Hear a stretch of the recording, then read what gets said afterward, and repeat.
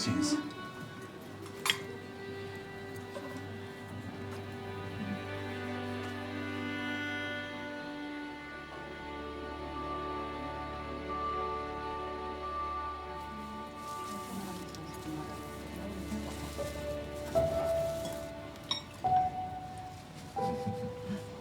Hareketim bana ömürlü var. İçiniz içiniz.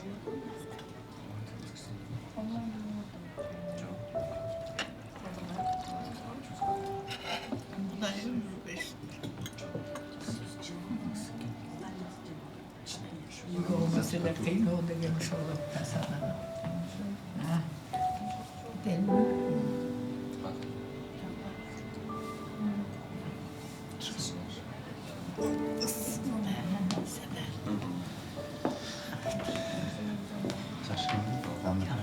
Ejigit, sen eşnese kaldırıp ketken joksun mu?